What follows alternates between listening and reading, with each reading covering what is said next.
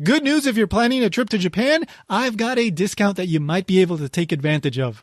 If you're listening to the show, I think there's a pretty good chance that you've heard of Mobile, M-O-B-A-L. They're one of the leading providers of SIM cards, eSIM cards, and pocket Wi-Fi devices for travelers in Japan. And they're the only company that has an option that actually comes with a Japanese phone number, their voice and data SIM card.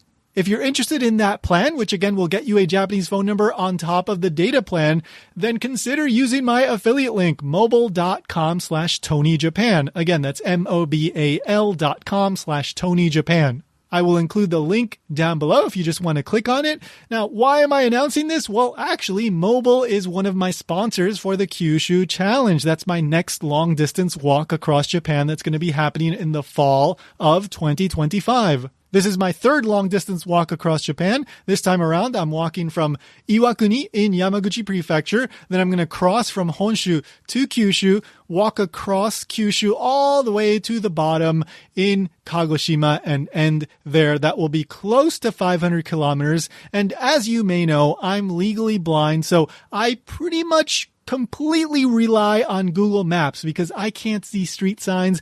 I need Google Maps to navigate from point A to point B, which means I need an internet connection, and Mobile is going to be providing me with a voice and data SIM card as well as a pocket Wi-Fi device so that I can upload all my videos to my social media accounts, Instagram and X, and keep everybody informed that I haven't died somewhere in the wilderness of Japan. So they're providing me with that lifeline, that internet connection, plus a Japanese phone number. And as part of this collaboration, I now have this affiliate link, which again gets you a 10% discount, plus a small commission for me, which will help me keep producing this show and pay for the bill. So again, if this is something you're interested in, use the link mobile.com/TonyJapan.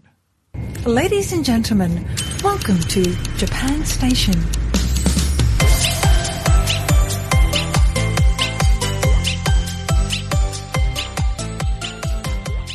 Welcome to Japan Station, a production of JapanQ.com. This is the podcast where we teach you everything you should know about Japan, plus a few other things.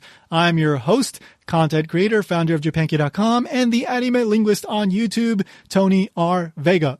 Today, we're just going to get straight into it. So my guest today is Sally Hancox, and she is one of the owners and operators of AiAii on the island of Awaji. So AiAii, that's AiAii, doesn't have anything to do with AI. It has everything to do with indigo dyeing. So I is Japanese indigo, and it's a fascinating topic. And this shop that they have is a place that you can actually go and visit, and you can actually dye things with natural indigo when you're there. It sounds like a really unique and cool experience, especially if you've already been in Japan a couple times. You're looking for something a little off the beaten path and really, really memorable, the kind of thing that you can't just do anywhere. This is that. And the island of Awaji is pretty cool. We talk about the island of Awaji today. It is right by Kobe. So I was actually living pretty close to Awaji Island for 3 years, but I just never made it over, due in part to the fact that I just don't drive. And so, once you're on the island, you have to rely on the buses and all that. It can be a little more convenient to have a car.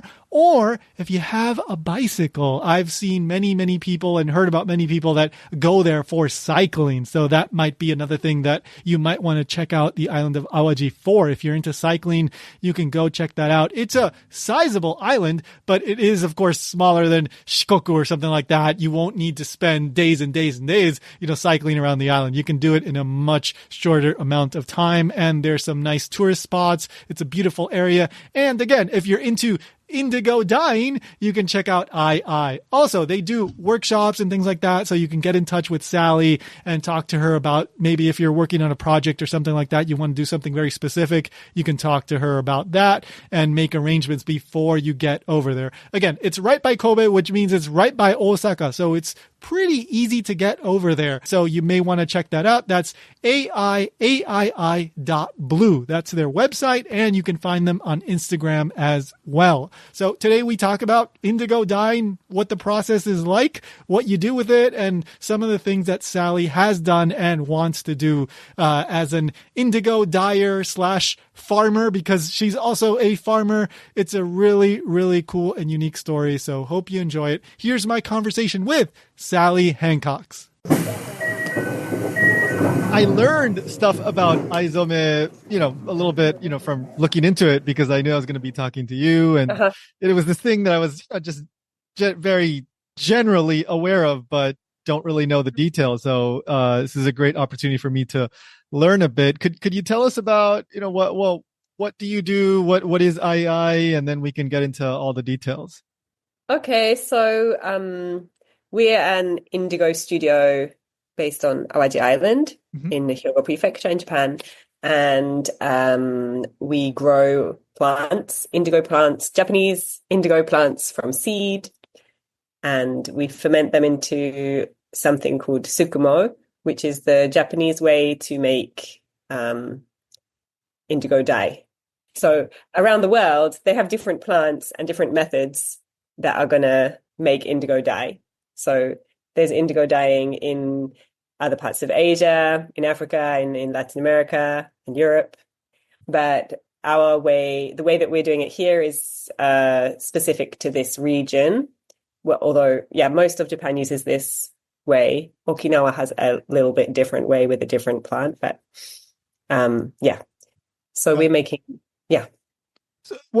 So, I mean, indigo, I think most people know it as the color, but that the origin is the plant, and that's why we call things that are indigo color indigo. Yeah. Right. Although actually it's a bit strange because I don't know about you, but before I knew about indigo dyeing, I felt like indigo, the color was a little bit purple. Did you feel that? Yeah. It was purplish, right? Mm-hmm. But actual indigo dye and the indigo dyed things, there's not really much element of purple. It's blue, essentially. Yeah. I don't know why. It's a very dark blue, right? Well, with indigo dye, it ranges from a really pale light blue to a really, really dark blue that's almost black. So when you dye, that's why it's so fun to dye with and to make patterns with, because you have that range, and you can express yourself almost like in black and white photography, because you have all the colors in between, almost between white and black, but just in the realm of blue. So Gotcha. Okay. I think that's pretty fun. But yeah, indigo. So I guess the classic color is like a dark blue. Yeah, because in my head, like what I'm thinking of is, for example, the hakama that are used in certain martial arts like aikido or maybe like kyudo, right? They're this it's I guess a navy blue, almost very close to black, very dark blue. Yeah, they traditionally would have been, or probably still are, indigo dyed. Yeah. And denim jeans hundreds of years ago would have been dyed with natural indigo, but they're not anymore. Unless you buy very expensive special ones. Yeah. Right. So, nowadays, blue, indigo. Right. Well, so as you're saying right there, like nowadays it's much, much less common to have, natural dyeing. Yes. And I assume part of that is because it's just, so much harder to grow it and all that. Could you tell us about, what that process is like? Yeah, it's really labor intensive and tiresome way to make a color. But for me, it's much more fulfilling and rich than using, I guess, the alternative, or what your denim jeans are made of now, is with a synthetic indigo. You can use the word chemical, but chemical, like there are natural chemicals, and I don't know, I like to use the word synthetic indigo. Anyway, so the process of making a dye that takes more than 1 year. So we have to plant out the seedlings every year. So we sprinkle the seeds in March, plant out the seedlings a little bit later, start harvesting in end of June, and then we harvest again in July and August. And we have to separate the leaves and the stalks because the stalks don't contain indigo, only the leaves. So that's kind of an elaborate process using a chopping machine and some giant fans to, the technical word is winnowing, I think in English, to separate the heavy and light matter. Then we dry the fresh leaves in the sun. And it just takes one day because it's a hot Japanese summer's day. They become all crispy and they turn bluish at that point. Up till then, they've just been like a regular light green color. And then you've got these dried bluish leaves. And in end of September, we ferment them, which is a process like making compost. So just dry leaves and water, naturally they break down, get really hot and turn into this kind of earthy compost. Then that's the thing that's called sukumo. You can keep that for as many years as you like, but if you're in a rush, you still need to wait about 6 months to let it rest. And then you can make a dye vat. And to make the dye vat, I guess there's different recipes, but for us, we take the compost, we take lye, Lye, which is like a high pH water made with ash, boiling lye, and massage that into the sukumo. And then a few days later, hopefully, we're going to get the blue color from the liquid. So that takes a year and a half to get to that point. Wow. Yeah. Well, I mean, that just makes me wonder, like, how did you get into this? This isn't something you just start on a whim, right? No, that's true. Right? Like, usually people are born into this kind of thing. So how did you get into this? Yes, I am just a city girl from London, so it is a little surprising to everyone involved. So I was always interested in textiles. I studied illustration at university and like kind of broad range of, I just liked creative things. I came to Japan on a working holiday, met my partner. We tried living in various places, and eventually about 10 years ago, we moved to Awaji Island. And we didn't know what we'd be doing at that point, but we started like just making some things with a synthetic dye with a little kit that we bought online in indigo color to make some like curtains and bedspreads for our new house. So when we did that, we were kind of inspired, and it just seemed really fun and interesting, and I wanted to do more. And from then, it's just been gradual, getting deeper and deeper into the world, like understanding about the difference between natural and synthetic indigo, and learning more and more patterns and more about everything about it. And about 5 years ago, we opened this business. Yeah. Wow. So gradual. Yeah, little by little, you went, down the indigo rabbit hole. Yeah, that's it. Okay, so Awaji, like I lived in Kobe. I was really familiar with Awaji. I never ended up going. That's a shame. I know. Yeah, I'm sure I will at some point. I'm always going back and walking around and doing all kinds of stuff. But could you tell us about Awaji for anybody that's not familiar? Like, I mean, what is it attracted you to Awaji? What's interesting about Awaji? So it's really lovely island. Mm-hmm. I don't know how to describe how big it is. It's about the same size as Lake Biwa in Japan, but I guess, is that a big island? I don't know. It's quite big. Yeah, it's fairly reasonably sized. Yeah, you can't walk across it. It's bigger than that. Mm-hmm. It's a little island, so it's got lovely coast with beautiful beaches that you can swim in, and it's got mountains. It grows a lot of the food that we eat. So like most of like my fish and meat and dairy and vegetables and fruit and salt and rice, they all come from this island, which I think is really cool. Very local. What else has it got going? It's quite touristy. It's got hotels and stuff, onsen, for a lot of day trippers from like Kobe, Osaka area come, day trippers, or like for the weekend. Then like over on the west coast towards the top, there's like a few attractions which don't really appeal to me, but there's like a giant Kitty-chan restaurant and stuff. But you can ignore those if you're not interested. And there's Yeah, plenty of other great stuff about Awaji. yeah, yeah. Yeah. No, But it's very well known for onions. onions, true. Yes, onions is the main veg. That's true. Yeah, yeah. I don't really buy onions because people just give them to me, Oh, which is I great. love that. Yeah, but you hear about, oh, this was growing in Awaji and all that. So yeah, if you're living in the area, especially, you hear about that. Yeah. Yeah. What's like, how accessible is it? Like, how would you get across? Like, is there a train? How do you get there? There's no train. There's Mhm. a highway bus that you Mhm. can get from Osaka. No, yeah, there is one, but only for a day from Osaka. There's a regular highway bus from Kobe or Maiko, which is just at across the bridge. There's a big bridge. You can drive your car here. If you want, it's quite popular for cyclists to cycle around. They do loops, Yeah. but you can't cycle across the bridge, so you have to take your bicycle in a car or on a boat. Right, Yeah, right, right. yeah. The bridge at Michael, there's a beach there at Michael as well. The bridge at Michael is the one that goes to Awaji.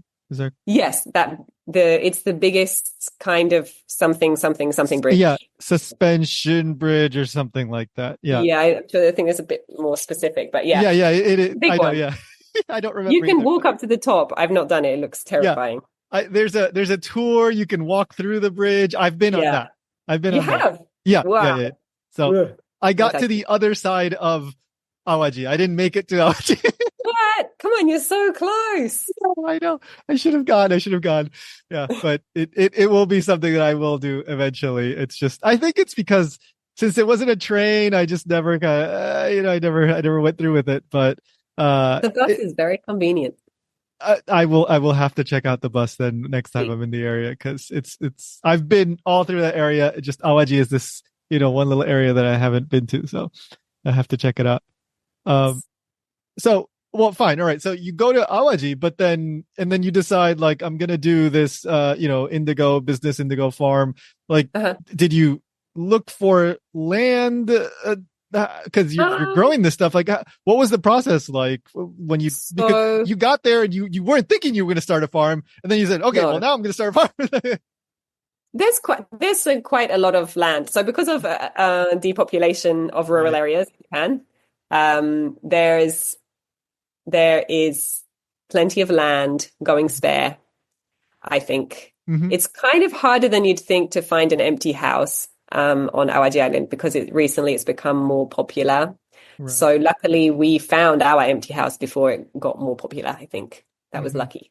Um, and the land that we're actually farming on at the moment, we're not paying rent and we don't own it. Just there's some lovely old ladies who are grateful to us for that we farm there because we keep it tidy. And if we didn't, they'd have to like ask someone else to like plow it occasionally and keep it tidy because they don't want to farm it. Well, they can't. They're too old. Yeah. Yeah. So Yeah. I that's we're grateful to that for that. Yeah, yeah. No, I've heard stories like that, even from Japanese people. Like, they have their land, but then the person next door is, up there in age, and they're like, yeah, go ahead, use it. Maybe Yeah. give me a few Yeah. zucchinis or something, and that's it. Yeah, yeah, absolutely. Yeah, we dye some things for them sometimes. Yeah, yeah. That's how we can pay them. But I mean, the average age of the like rice and veg farmer in Japan is pretty old, really, really old. They should all be retired, but they're not. And so that's why we're facing a bit of a like food crisis coming on in the next decade or so, as Yeah, these farmers are all they're gonna have to stop farming. And then yeah. the young people are not coming in. So we need more farmers, probably growing more useful things than indigo dye. But hey, sorry about that. Well, I don't think you're hogging up all the land or anything. So. No, we're not. But yeah, we provide other, cultural, blah, blah, blah, Of course. continuing traditions. It's still important. It's just not food. Yeah, yeah, yeah. Well, actually, I remember hearing, you mentioned in another interview, like, apparently there is a history of indigo dyeing in that area. Yeah, yeah. So, well, probably, yeah, there used to be indigo farmers on Awaji, but there's no like continued, what do you call it, like the same family tradition, like right. generations of people. There isn't on this island anymore. But just over the other bridge to the south of this island, in Tokushima, there's continued tradition of like family farms growing indigo. Mm-hmm. And it is local thing. So Mm-hmm. yeah. Yeah. And you also like you do like workshop kind of stuff, right? Like people can go there and learn about the process and do that, right?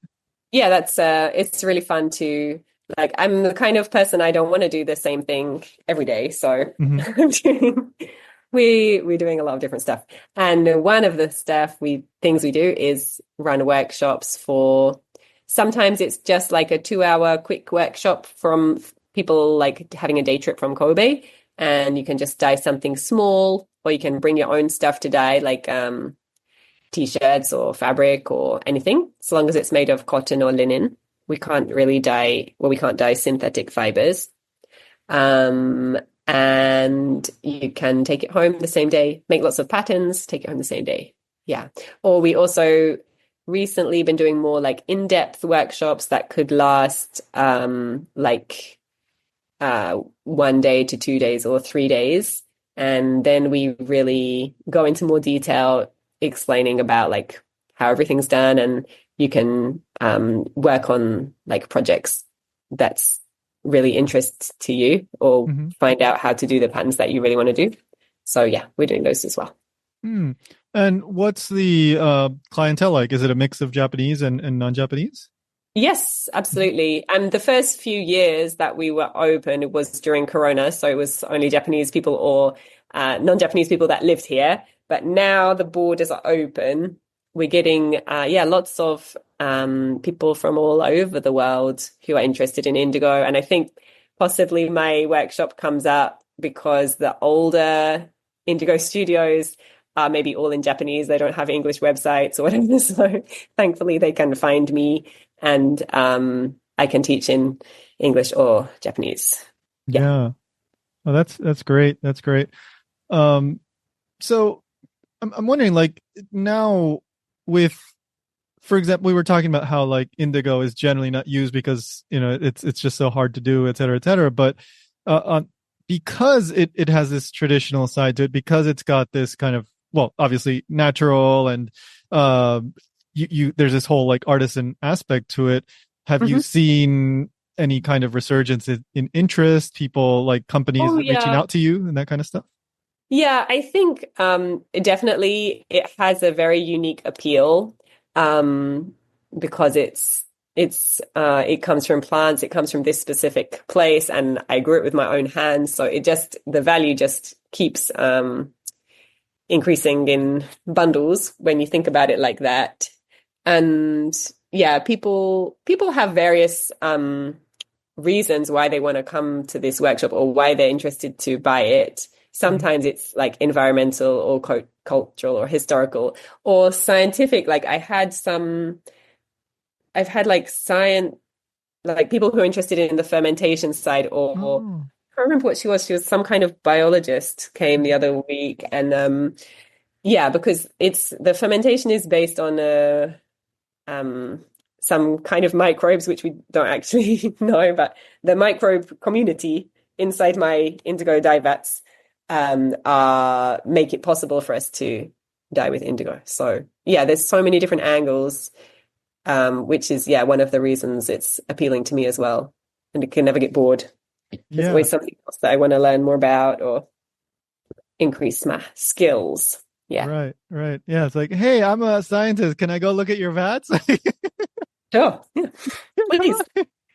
Especially if you teach me something about them. I come from the arts. I come from the arts side of it, the visual side. So it's really good to hear other angles or to experience them. Yeah. Yeah, absolutely. And what about like from the like items that, you know, that perspective? Like, have you had, you know, other makers, other companies reach out to you to like dye their products, something like that? Yes, sometimes it's hard to, like, we can only dye on a really, really small scale. So, I mean, one project that was successful was working with ASICs that are, really? actually founded in Kobe. Founded in Kobe. Yes, yes. So Yeah. perfect. Yeah. So they found us, and then they made a limited edition line of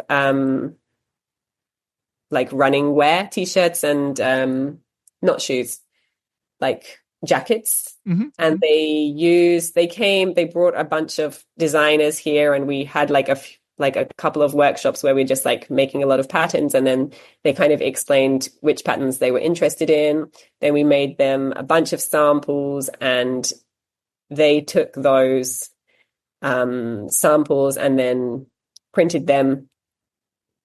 So not actually using the indigo dye, but Hmm. using the patterns that are only possible made with only possible because of indigo dye. Yeah. And then these really cool this cool range for ASIC. So that was good. Yeah. Oh, that's awesome. Yeah, like that's such a nice local collab, I guess you could say. Yeah. I was apprehensive at first. Like I didn't know how they would come out and Yeah. if this was a good idea. But in the end, when I saw the products, I thought, these are really cool. No Yeah. regrets. Yeah. Yeah. Essex has a little museum kind of area on Port Island over in Kobe. Really? Oh, I have to go. Yeah, it's a small thing, but yeah, I used to live there on Port Island, so I was like Mhm. walking distance basically. Oh, Yeah. right, yeah. Yeah. That's cool. And then what about like what do people bring to dye? Like have you ever been surprised by anything that people want to try to dye? Yeah, all kinds of things. I had an inquiry about a sumo, is it called sumo moashi? Like Moashi, yeah, Moashi, yeah. the thing that they wear. Yeah. But I think he's not going to do it because it's really heavy and it would be really expensive. Because we Yeah. dye, if you dye something, the weight of the fabric, that's how we calculate the price. Because if it soaks up a lot of dye, that's Right. expensive to us. So Got the sumo I think we're not going to do that. But Mhm. yeah, what else? We've just done. I guess I like it best when it's my favorite things to dye for customers is like it's an item of clothing that they've or like a pillowcase or whatever that they've had for a long time, and maybe they like the shape, but over time the color has gone off or it's got stained or something, and then we dye it and give it back to them, and then it's like got a fresh new life. That's just really cool to me. Yeah, I mean, I think that's something that, like for me, for example, I didn't really know about this. That's something that hadn't occurred to me, but you can have an older piece of clothing, dye it, and it kind of gives it, a second life, so to speak. Yeah, absolutely. Mhm. Absolutely Second Life, yeah.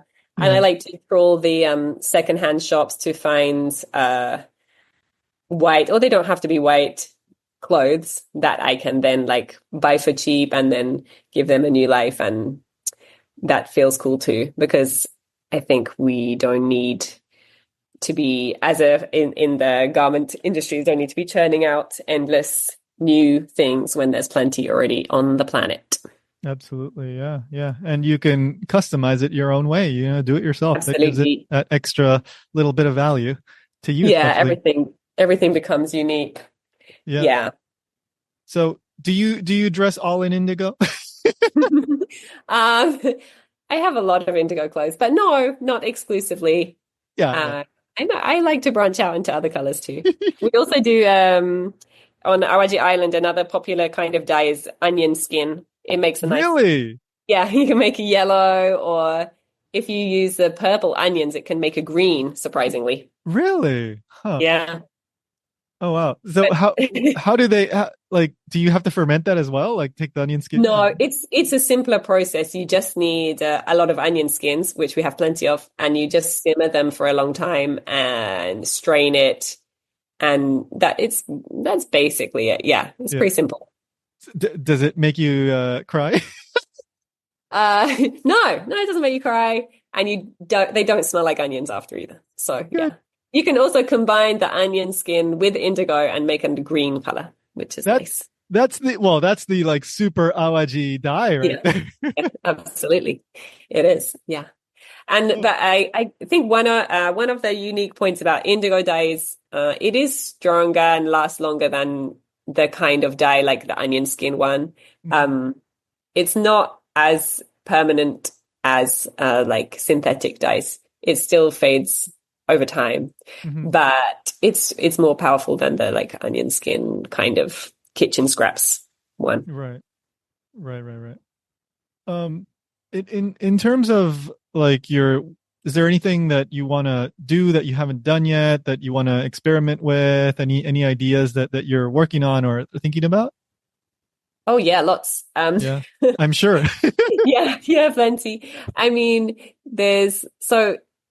I like making patterns a lot. So one of there's just endless ways that you can tweak a pattern, make it slightly different, or do it on a different fabric, and the result will be this different. So every time, just constantly trying out new patterns with like, so basically like, there's the word shibori, which means squeeze, which is kind of like tie-dye word. So in the world of shibori, there's ones that you bind with string or sew and pull the thread, or you fold and clamp between bits of wood or bits of like anything hard that you find Hmm. around. And there's what other kinds are there? Like just many ways to resist the dye going in Hmm. and making a pattern. So there's also a way with like it's called tsutsugaki, where you have like a mochi rice like paste, and you put it in like an icing bag. So you know when you do like a icing a cookie and it's in like a bag and you Yeah. squeeze it out to draw. So you can kind of draw on the fabric with this mochi paste and then let it dry a little, and that's another way to express yourself with a indigo dye. So So that would that be like a negative area in which the dye yeah, wouldn't yeah. soak So into. it's like a wax resist, like a batik kind of Hmm. thing, but it's made with a rice paste. Um, Interesting. Okay. yeah. So Mhm. there's that world, which I'm still kind of beginner at. And then there's also a kind which is a bit like a silk screen print, where you cut out your paper screen, and then you Mhm. can press the rice paste through that screen. Mhm. So that's also cool. I want to do more of that. Yeah. And Huh. yeah, I think I also like incorporating different colors, like learning more about other natural dyes, and not only blue. I love blue, but I like other colors too. Yeah. Yeah, that would also be fun. Yeah. Do you sell any of the products that you dye? Yeah, of Mhm. course. Yeah. So, So can that be bought online or is that only an in-person thing? yeah, so we at the moment we're only doing domestic shipping. So if Okay. you're in Japan, we can Gotcha. pop to you. But or if you come to our physical shop, you can buy stuff that we've got lined up there. I've got as well as clothes and like noren curtains that you can hang in your house. Mhm. I've got like a darning set, for example, where I make some different colored threads Mhm. for sashiko darning. So if you get like a hole in your knee of your jeans, you can get the little indigo patch and the thread and try and repair it to give it a second life. Again, things like that. Well, I think some people might just use those patches without even having holes. Yeah, that's true. You could do that. Yeah. My jeans always have holes in, so I'm Yeah. never sure. Jeans. I also have three small children, which also have, so I've got like plenty of knees in this house. They've got like 10 knees and endless supply of holes. So Yes, yes. not necessary for And me. yeah, they're running around in the, kind of farm and all that stuff. So I'm sure Yeah, there's yeah, yeah. plenty of that. So for people that are interested in going, checking out, the place and participating in the workshops, like what would Yeah. be the process like? Just either send us an email from our website, iai.blue, or you can send me a direct message on Instagram. That would be fine too. And Oh, find out when you're coming and yeah, how long you want to stay, what kind of thing you want to work on. I've had like in terms of the clientele for the like in-depth workshops, it's just really fun because sometimes it's like an older lady who's, you know, almost retired or retired and just wants to have fun and express herself. And then at the other end, I get like recent fashion graduates or design graduates who are like just starting out in the world and want to like really taste this unique like piece of Japanese culture and textiles culture. And yeah, it's really cool. Lots of different types of people. Yeah. And like you get to go to Awaji, you get to pass through Kobe, maybe, you can pass through there. That side of things is less visited than Osaka, Kyoto, right? And oh, absolutely. Yeah. If you're worried about like, if you're planning a trip to Japan and you're worried about like over tourism, you don't need to worry about that on Awaji. It's fine. Absolutely. Yeah. We don't really have crowds like that. So yeah, when it was COVID, it was easy to avoid crowds because there wasn't any to avoid. Yeah. I highly recommend that area as well in general, Hyogo in general. Of course, if you keep going west, you will end up at Himeji and all that. That's another cool place. Yeah. That's a little bit further down though. Yeah. But Osaka, I Kyoto, wonderful. Check out Hyogo too. Yeah. I often find that like people visit Awaji on like their second time to Japan. Like the first time they do the classic route and want to like tick all those boxes, and then by the second or third time they're like, I wonder what else is out in Japan. And like there's so much going on that's not in Kyoto and Tokyo. So come here. Yeah. Absolutely. And quick question, like what about AiAii? Is there any reason for the I is the indigo, right? And then the second I is the with the two eyes. Is there any reason there? When we're not really like me and my partner is not really word oriented people. We're more visual. So like Gotcha. When we're trying to think of our name, we're a bit pushed. But AiAii is the Japanese word for indigo, and my partner made this kind of logo, which is a face. So the I indigo is the I, the kanji. Does it make sense? Yeah. The kanji of indigo is the I, and it's an I. There you go. Gotcha. And then it's nobashiteru. It's elongating it. Yeah. Elongated because like that's if you read it, the I, and then the mouth is like a line like that. Okay. That's cute. I don't know. It's tenuous. I don't know. Gotcha. Not all right. Well, it you got to look at the logo together. Yeah. Also, at that point, I was less worried about AI. I mean, I'm not worried about AI at all now, but I feel like AI has kind of taken over that word. It's a short word, AI. Yeah. That like, yeah. Incidentally, I'm really not worried about AI because maybe I'm naive, but I feel at the moment I'm digging the earth with my own hands. You could mimic what we're doing, but it wouldn't have been made from plants. So I don't think they could steal my job yet. Well, that's exactly my thought, where, you've gone to in a sense, the other extreme, where it's like only a person, can really do this process. And part of the process really is the person doing it. Yeah, you want to learn from them. You want them to, have their own unique spin on it. So it's all baked in. This is your experience that you're providing to people. Yeah, absolutely. It's made with your own hands and you know exactly where the ingredients are coming from. So it's, I think in this age, that's what people will realize is more precious than like quantity or cheapness or, Absolutely. Yeah. And I think this is a wonderful, souvenir, very personalized. If you want to, go have this experience and you come back with something that you dyed yourself, this natural dye, you have the whole process and you have a story to tell about the thing rather than something you just bought. There's some very nice souvenirs in Japan, don't get me wrong, but rather than something that was mass produced, now you have something that you produced and you take that back to your mom or, your friend or whatever. Sure.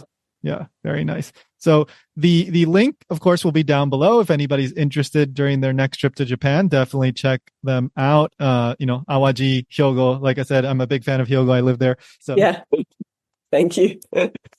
But thank you so much, Sally. It was wonderful learning about everything you're doing. Thank you. Yeah, it was great to talk to you. Thank you.